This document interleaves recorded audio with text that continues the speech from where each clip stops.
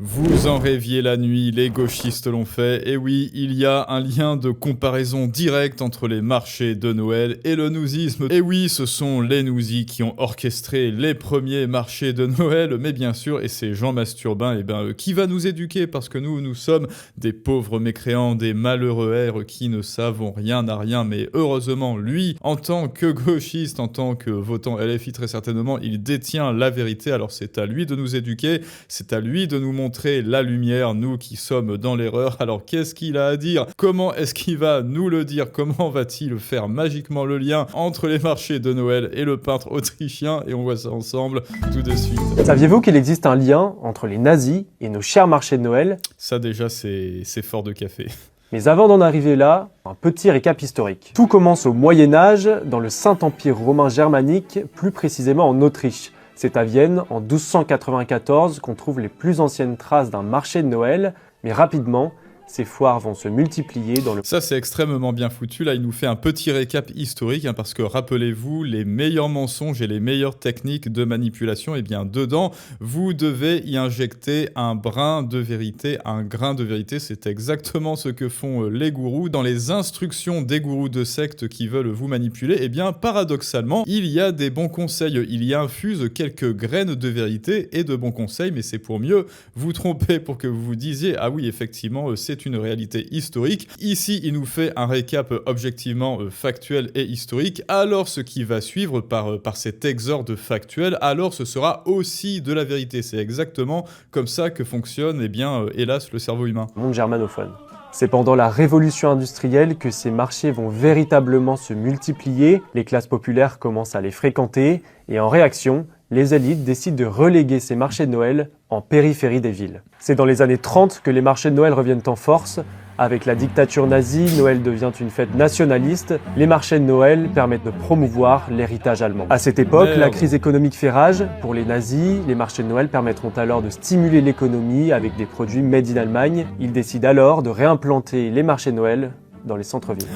C'est les nouzis qui ont réimplanté le marché de Noël, les méchants marchés de Noël dans les centres-villes. Oui, les nouzis se sont accaparés le marché de Noël, alors les marchés de Noël sont nouzis. C'est-à-dire que pour les gauchistes, si A implique B, alors B implique forcément A. Certains marchés de Noël ont été commandités par les nazis, alors tous les marchés de Noël appartiennent aux nouzis. Est-ce que vous vous rendez compte de toutes les techniques, de tout le lavage de cerveau par généralisation abusive? Et ça me rappelle aussi l'interview qu'avait faite Marion Maréchal quand l'autre là de France Inter, elle lui disait « Est-ce que vous êtes pour les droits de la famille ?» Et effectivement, c'est une question rhétorique qui n'est pas pour le droit de la famille. Alors Marion Maréchal dit « Bah oui, ah oui, vous êtes pour les droits de la famille. » Exactement comme le maréchal Pétain aussi était en faveur de la famille. Alors je peux vous comparer au maréchal Pétain. Oui, bah d'accord, ok, génial. En 1934, celui de Berlin rouvre. Il est inauguré par Joseph Goebbels,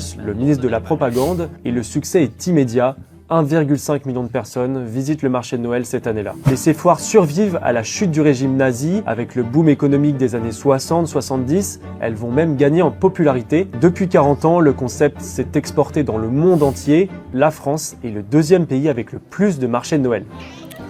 Bah, ça m'étonne pas parce que la France est un pays extrêmement fapuinchiste, extrêmement nazi. Voilà, maintenant vous le savez les amis, dès lors que vous faites le petit marché, dès lors que vous allez au marché de Noël de votre ville, vous participez à la propagande néo-nousie. Et voilà, c'est comme cela que l'on change les esprits, c'est comme cela que l'on nudge, que l'on fait du spin doctoring et que les médias changent votre façon d'interpréter la réalité. Regardez bien comment est-ce qu'ils font le pont entre ces différents éléments. D'abord, culture historique, donc fait historique, effectivement, établissement des premiers marchés de Noël en Europe, et ensuite directement Allemagne nazie. Alors voilà, on sait pas d'où est-ce que ça vient, mais bon, saviez-vous que le H aimait la confiture de fraises? Quoi, Jean-Kévin, tu aimes la confiture de fraises? Alors tu es un petit peu hitlérien, ce me semble. Savais-tu que Hitler respirait de l'air lui aussi?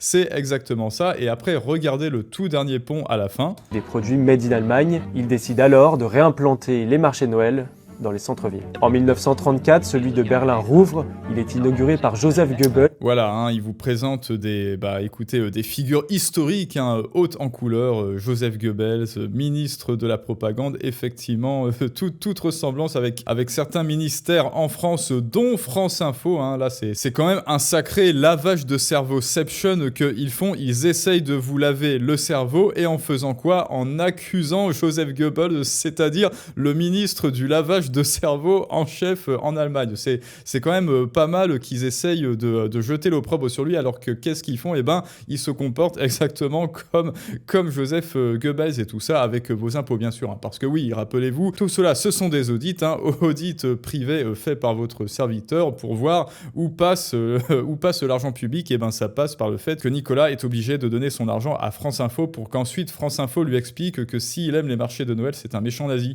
Le ministre de la propagande, et le succès est immédiat.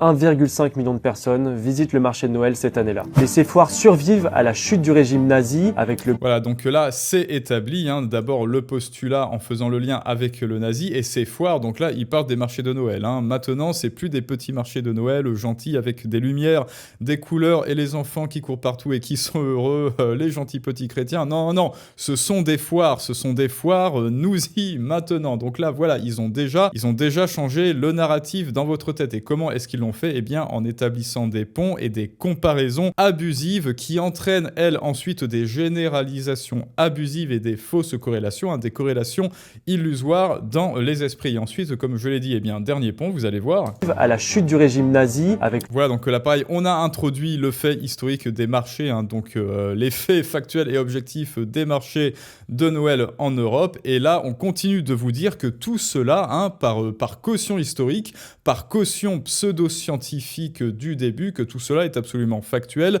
et que le lien entre nousisme et marché de Noël est absolument indéfectible et que cela n'a pas à être remis en question. Et après, bah voilà, il parle du capitalisme, boom économique. Le boom économique des années 60-70, elles vont même gagner en popularité. Depuis 40 ans, le concept s'est exporté dans le monde entier. La France est le... Et voilà, la France. Ensuite, le petit pont avec la France. Et là, quand il vous dit... deuxième pays avec le plus de marchés de Noël. Voilà, maintenant qu'il a réussi à vous laver le cerveau et à vous dire que marché de Noël égale fa plus loin schisme, dès lors que, hein, vous le voyez, c'est là, il nous dit ça, il nous délivre ce postulat en tant que conclusion. La France est le deuxième meilleur importateur d'entier. La France est le deuxième pays avec le plus de marchés. Voilà, la France est le deuxième pays avec le plus de marchés de Noël. Maintenant qu'il a réussi à instiguer cette graine dans votre esprit, marché de Noël égale nousisme, et bien quand il vous dit le deuxième avec le plus de marchés de Noël en Europe, eh bien il vous dit la France est le deuxième plus grand régime néo-nousi d'Europe. C'est exactement ce qu'il nous dit en filigrane, la France est fa plus loin schiste, la France est néo-nousi. Alors votez à gauche s'il vous plaît, c'est exactement ça et il n'y a rien d'autre. Et donc comme dirait notre ami Jean de Lorraine, vite la privatisation, vite rendez à Nicolas le fruit de son travail parce que France Info n'arrête pas de faire des conneries avec. Bon Nicolas de C'est un signe, ils ont osé MDR. Les nazis buvaient de l'eau, hein, voilà, pour reprendre la corrélation illusoire. Nous sommes absolument tous nous-y, alors tous, même les animaux. Et oui, saviez-vous qu'il y avait une corrélation entre les chiens et Hitler? Hitler avait des chiens, il adorait les animaux. Quoi, tu aimes les chiens, Jean-Kévin? Alors tu es un petit peu comme le peintre autrichien. Il ne te manque plus que le brassard rouge avec la croix, bien sûr. Putain, c'est vraiment des trisomes mentaux, ces gens. Non, ce ne sont pas des trisomies qui savent très bien ce qui le font. Hein. Rappelez-vous, dès lors que vous saisissez des incohérences dans un discours, eh bien le type qui vous délivre ce discours, soit c'est un imbécile, hein, bien sûr, donc il est victime de ses biais et il ne s'en rend même pas compte. Il ne fait pas la différence entre ses interprétations immédiates et ses raccourcis et le réel. Soit ce ne sont pas des biais, mais des sophismes, c'est-à-dire des techniques de manipulation et des sophismes rhétoriques, des techniques de manipulation rhétorique, et c'est exactement ce que l'on a débunké ici. D'abord avec une exorde factuelle, historique et scientifique qui servira de caution historique à tout votre discours, aussi bien que vous pouvez dire dans un discours d'1 heure 5 secondes de vérité et 59 minutes et 55 secondes de mensonge, eh bien les gens croiront que c'est la vérité malgré tout, et c'est exactement ce que monsieur a fait, plus avec les corrélations illusoires et les généralisations abusives et le pont de fin qui fait un pont évidemment fallacieux entre les marchés de Noël et le nouzisme et la France, second plus grand importateur de marchés de Noël, et mes fesses sur la commode bien sûr. Voilà comment est-ce que l'on vous trompe. Regardez bien ce que l'on vous dit, comment est-ce que on vous le dit. Zut, on sent leur mettre le Deep States aux abois depuis que Musk et Trump ont commencé à allumer l'UE. On constate largement un stress de leur part.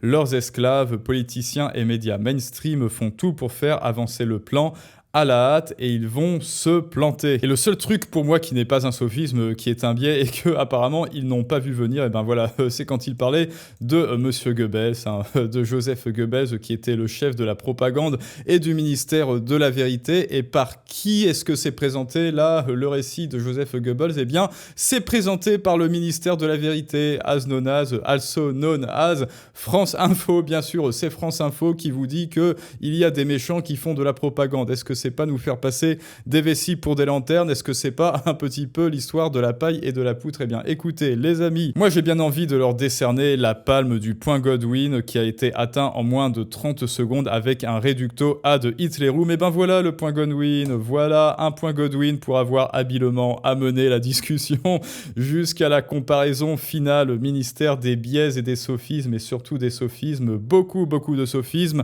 C'est là toute leur spécialité. Alors écoutez, si vous en avez marre qu'on vous prenne pour un con, c'est à vous aussi d'augmenter votre pouvoir de persuasion et d'éloquence, et pour ça, vous le savez, il y a la masterclass vidéo Les clés de la persuasion en description et en commentaire pour vous savoir vendre vos idées, parce que vous savez qu'elles ont de la valeur, parce que tant que vous ne le faites pas, eh bien d'autres le feront à votre place. Vous voyez, France Télévisions et leurs petits enfants de cœur gauchistes le feront à votre place, et ils occuperont illégitimement le devant de la scène pendant que toi, tu resteras un jour de plus ignoré et méprisé dans l'ombre avec tes idées. Tout cela se passe en description et en commentaire. Rejoins-nous aussi sur Telegram ainsi que sur Patreon pour des vidéos exclusives. Abonne-toi, like, commente, pouce bleu, etc., etc. Et je te dis à très bientôt pour un prochain storytelling du monde moderne, mais ça, c'est une autre histoire.